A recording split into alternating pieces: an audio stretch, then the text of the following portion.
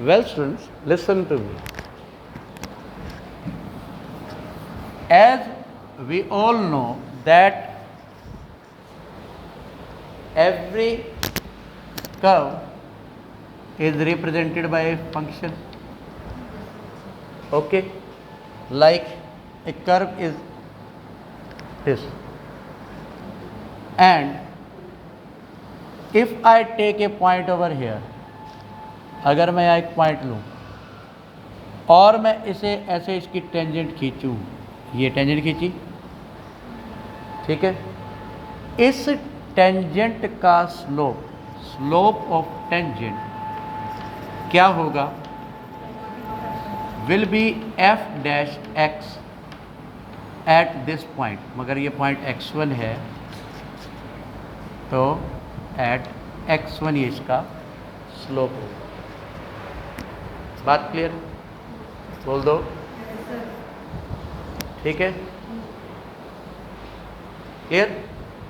अगर मैं आपको कहूं या आपसे पूछूं कि ये कर्व है, इसका स्लोप निकालो, इस कर्व का फंक्शन आपको दिया हो तो इसका स्लोप क्या होगा, इस टेंजेंट का स्लोप क्या होगा, this will be F dash x, यानी कि डेरिवेटिव ऑफ फंक्शन, लेकिन कहाँ पर, at this point, at this specified point. ये बात क्लियर है?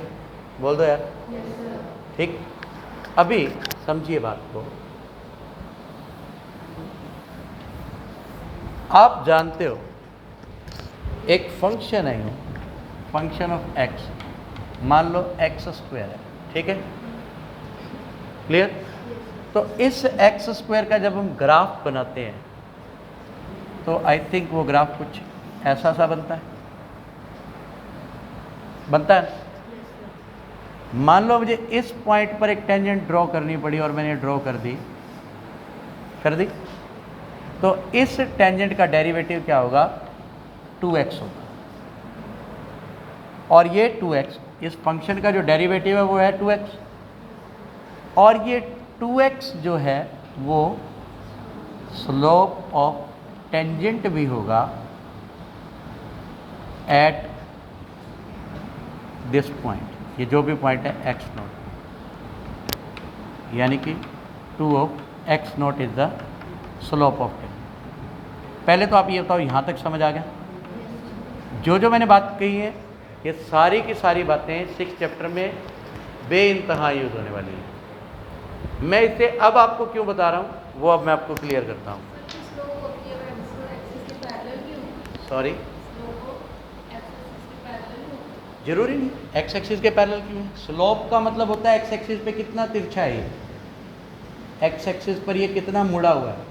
+1 के चैप्टर नंबर 10 में सबसे पहली बात यही बताई जाती है कि स्लोप का मतलब क्या होता है। देखो ये ऐसे है, यहाँ एक थीटा बनता है और इसका झुकाव रिप्रेजेंट होता है टेंजेंट थीटा, यानी कि साइन बाय कोस इसको बोलते हैं, या फिर हम कह सकते हैं p बाय बी, कि परपेंडिकुलर इतना था, बेस इतना था, ये उतना उस पर झुक गया, तो ये स्लोप ऑफ लाइन सेगमेंट है।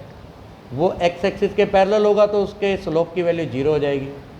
अगर ये ऐसे आ जाएगा, पैरेलल आ जाएगा, तो इसका स्लोप कितना हो जाएगा, 0 हो जाएगा। बड़े टेक्निकल चीज़ें हैं जो आपको टाइम टू टाइम समझनी है। आज का जो मतलब मैंने टॉपिक शुरू करना है, इस टॉपिक का नाम है रोल्स थ्योरम। रोल्स थ्योरम, अब मैं आपको बताता हूँ ये रोल्स थ्योरम एक्चुअल में है क्या। रोल्स थ्योरम क्या है, अगर आपको एक फंक्शन दे रखा है, एक फंक्शन दे रखा है और उस फंक्शन के लिए एक स्पेसिफाइड इंटरवल दे रखा है a से b, ठीक है, तो इस फंक्शन को हम 3 चीज़ें चेक करते हैं। पहला कॉन्टीन्यूअस, क्या चेक करते हैं कि ये कॉन्टीन्यूअस है या नहीं। कॉन्टीन्यूटी के लिए मैंने आपको 5.1 में सब चीज़ें बताई हुई हैं, कौन कौन से फंक्शन कॉन्टीन्यूअस होते हैं, बताया हुआ ना, ठीक है। और सेकेंडली फंक्शन शुड बी डेरिवेबल या डिफरेंशिएबल। 2 चीज़ें तो ये हो गई, क्लियर है? कॉन्टिन्यूस के लिए लगेगा क्लोज इंटरवल और डिफरेंशिएबल के लिए लगेगा ओपन इंटरवल। जो कॉन्टिन्यूस होगा वो डेरिवेबल होगा। ठीक है?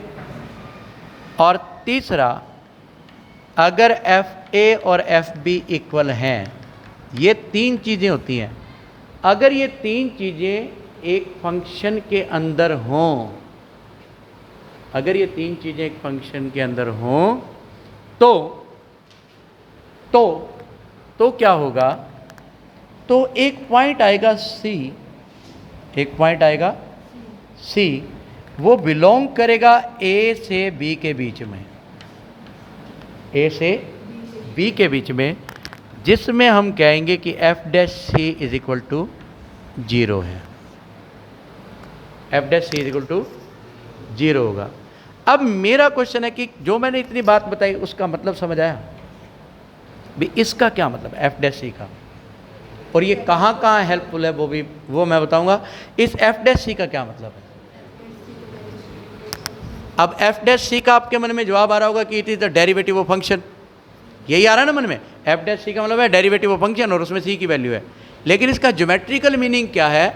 इसका ज्योमेट्रिकल मीनिंग है कि एक ऐसी टेंजेंट आएगी जो एक्स एक्सिस के पैरेलल होगी। समझ आई?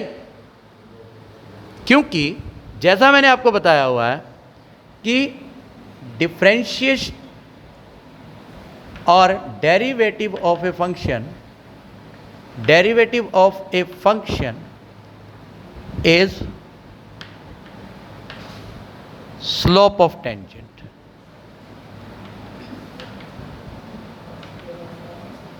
Is slope of tangent. यानी कि जब हम एक फंक्शन का डेरिवेटिव करते हैं तो वो उस पॉइंट पर उसका स्लोप होता है। समझ आई?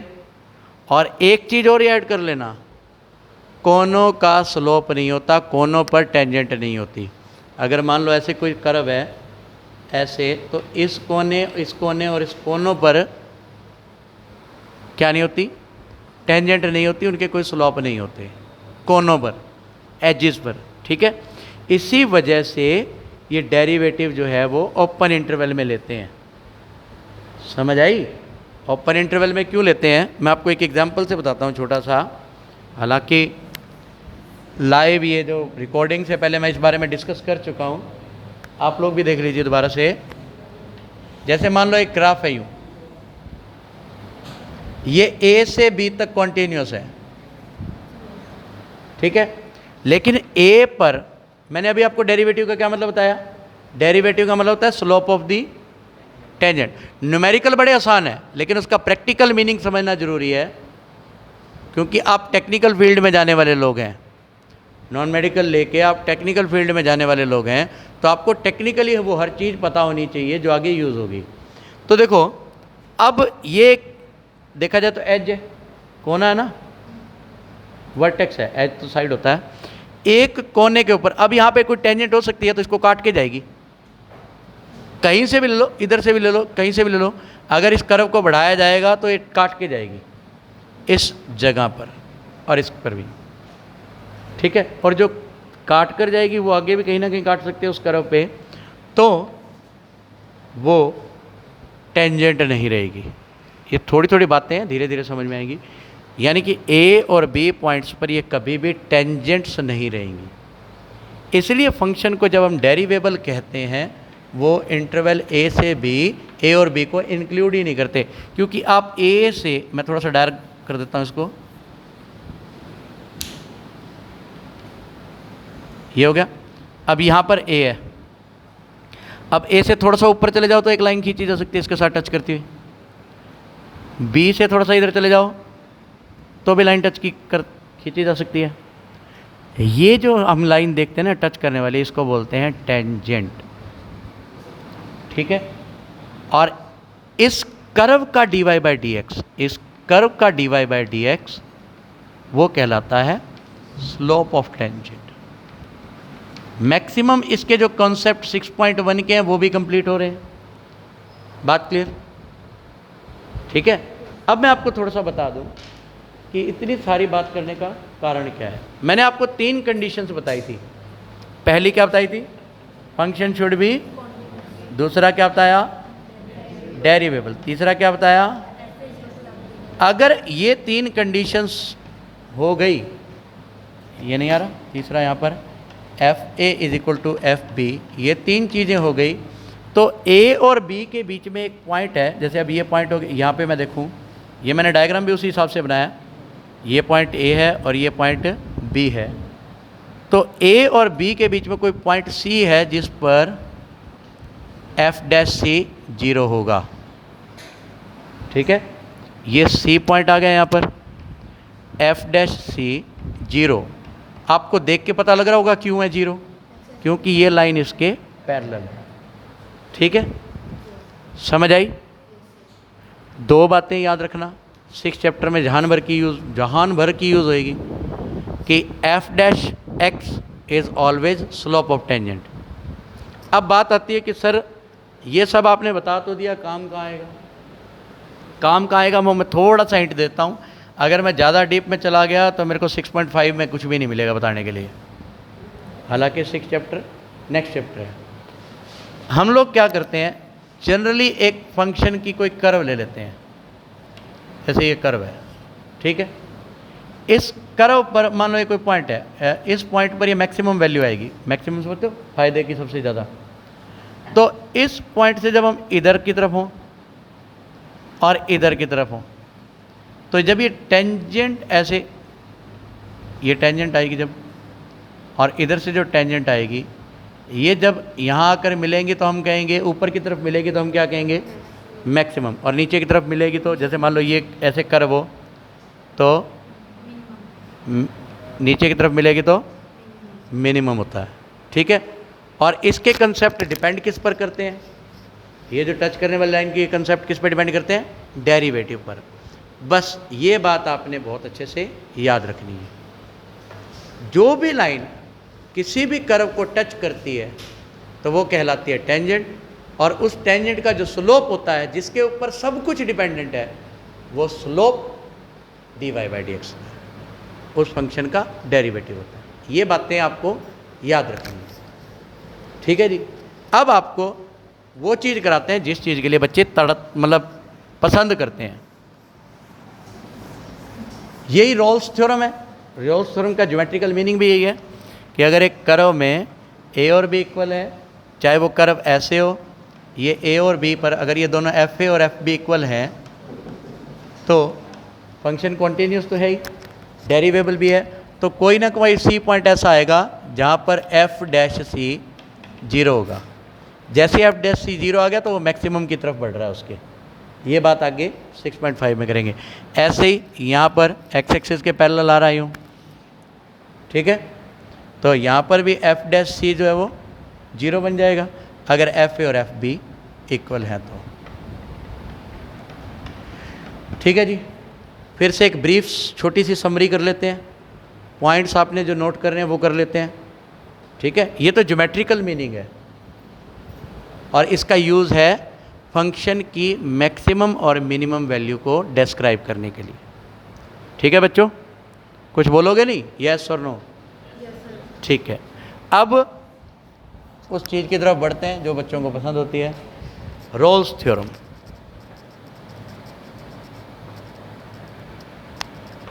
Rolle's theorem.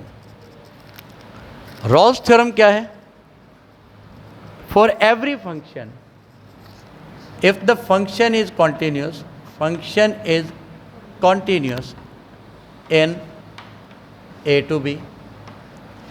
दूसरा, if function is derivable in a to b, and third, if a is equal to b, function of a is equal to function of b, then there must exist a point C which belongs to a comma b, where f dash c is equal to 0. ठीक है जी, ये होती है Rolle's theorem. ये point note करो, फिर हम आगे चलते हैं एक आधे क्वेश्चन के साथ रोल्स थ्योरम वेरीफाई करने के लिए। करें जी, एक क्वेश्चन लेते हैं हम।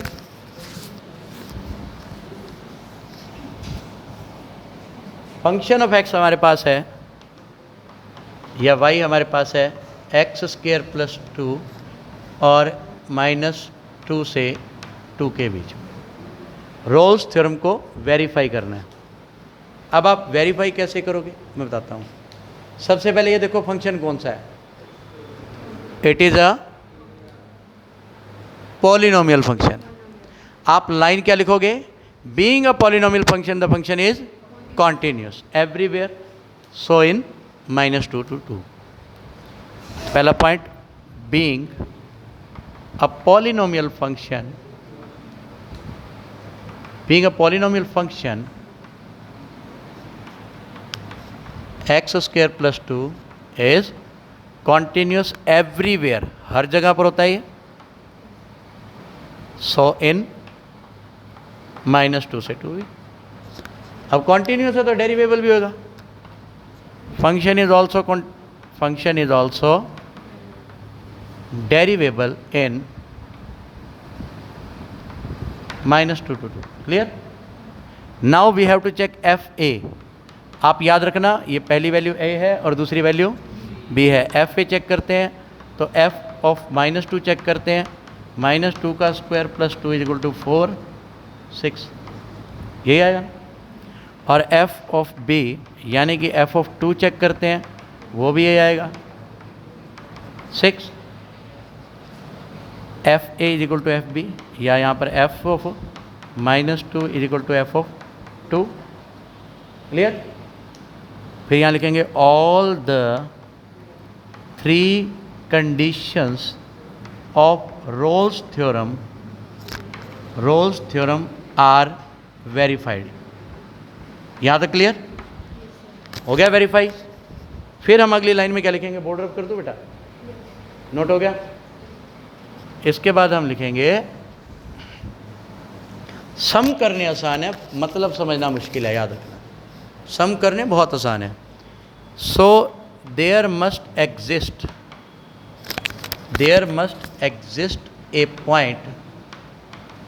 ए point c such that c यहाँ belongs to -2 to 2 such that f dash c is equal to 0। ठीक है जी? करें चेक, आता कि नहीं आता? लाओ रब, हमारे पास फंक्शन ऑफ x क्या है, एक्स स्क्वायर प्लस 2। फिर क्या करेंगे हम, differentiate f dash x is equal to 2x। Clear है जी? अब f dash x equal to f dash x को बदल देंगे हम f डैश c में, x की जगह c करेंगे तो आ जाएगा 2c। ये बात समझ आई कि नहीं? ऊपर से तो नहीं जा रहा? ठीक है, इसलिए हम लेंगे अब f dash c equal to 0, यानी कि 2c इक्वल टू 0। c की वैल्यू कितनी आ गई, 0। चेक करो क्या वो इसके बीच में आ रहा है कि नहीं आ रहा? आ रहा है क्लियरली। तो c is equal to 0 belongs to -2 से 2, सो रोल्स थ्योरम वेरीफाइड।